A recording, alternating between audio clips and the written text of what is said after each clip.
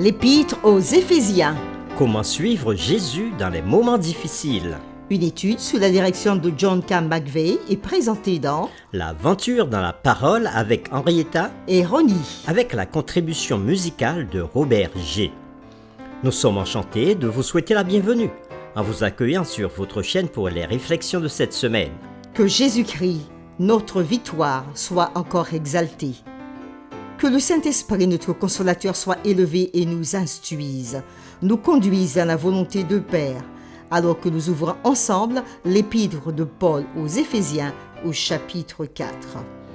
Nous avons abordé le grand thème de l'épître aux Éphésiens, comment suivre Jésus dans les moments difficiles. Et nous l'avons commencé avec la série numéro 1, Paul et les Éphésiens. La série numéro 2, le grand plan divin centré sur Christ. La série numéro 3, la puissance du Christ exalté. La série numéro 4, comment Dieu nous sauve. La série numéro 5, expiation horizontale, la croix et l'Église. La série numéro 6, le mystère de l'Évangile. Et aujourd'hui commence la série numéro 7 qui va du 5 août au 11 août 2023 et qui a pour titre Le corps unifié de Christ. Les lectures de la semaine concernent les chapitres suivants.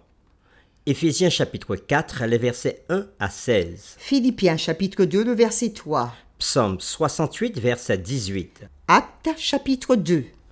1 Corinthiens chapitre 12, les versets 4 à 11 et les versets 27 à 30. Et Ésaïe chapitre 5, le verset 4.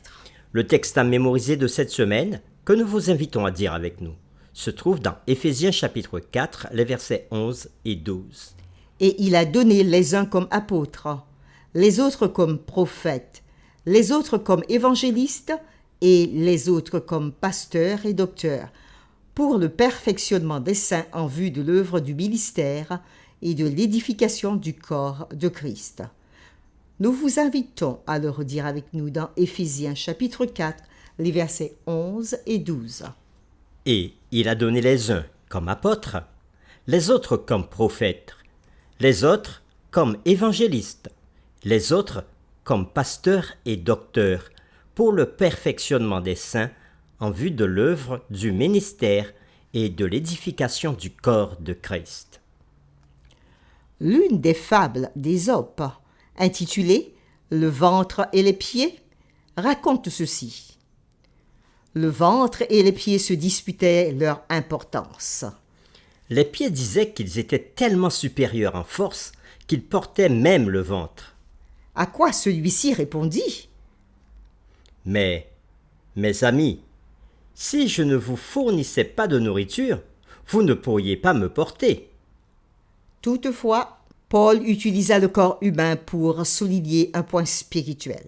Pour Paul, le corps humain et l'Église en tant que corps de Christ est composé de diverses parties ayant des capacités différentes, qui doivent toutes collaborer pour que le corps soit en bonne santé. Dans Éphésiens chapitre 4, les versets 1 à 16, Paul redéploie la métaphore du corps qu'il avait utilisée si efficacement plus tôt, dans Romains chapitre 12, versets 3 à 8 et dans 1 Corinthiens chapitre 12, versets 12 à 31. Christ est maintenant la tête du corps, fournissant au corps des personnes dotées de dons qui aident à unifier le corps, chaque partie, chaque membre d'Église, apportant ses capacités à l'ensemble. L'image de Paul d'un corps sain et unifié nous aide à comprendre le but de Dieu pour nous. Faire partie d'une Église féconde et unie en Christ. Les séquences de cette semaine se centrent sur 3 thèmes majeurs, tirés du livre des Éphésiens, au chapitre 4, les versets 1 à 16. Le premier thème, l'unité de l'Église, identité et mission. Deuxième thème, l'unité de l'Église dans sa réalisation. Troisième thème, les dons spirituels et vie d'Église. Et les questions qui seront derrière toutes les réflexions de cette semaine sont les suivantes. Premièrement, l'unité est-elle essentielle dans l'Église ? Dieu ne peut-il pas choisir les uns et les autres indépendamment, chacun agissant comme il voit ou comme il l'entend? Deuxième question. À quel moment ou comment l'unité de l'Église pourrait-elle se réaliser? Et troisième question, les dons spirituels sont-ils importants pour l'Église et pourquoi? Et c'est avec les séquences suivantes que nous le ferons. Le dimanche 6 août, l'unité de l'Église. Le lundi 7 août, unis et un en lui.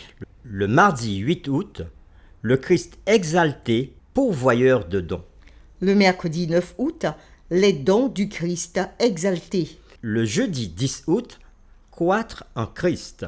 Et le vendredi 11 août, nous ferons des résumés et des réflexions avancées. Cette semaine, nous approfondirons ces séquences. Que Dieu nous éclaire alors que nous partagerons sa parole dans Éphésiens chapitre 4, les versets 1 à 16.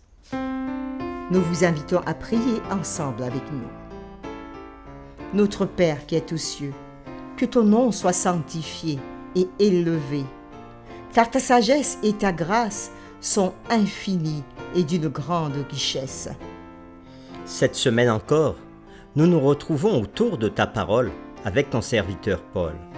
Nous l'écouterons parler et nous méditerons sur l'unité pour l'Église et dans l'Église. Aussi cette semaine, nous serons inspirés et appelés à construire en Christ et non détruire. Donne-nous d'être à l'écoute de tes messages pour nous. Et pour tous ceux que tu touches en aussi grand nombre que tu les appelleras, de toute tribu, de tout peuple et de toute langue. C'est au nom de Jésus que nous te prions. Amen. Amen.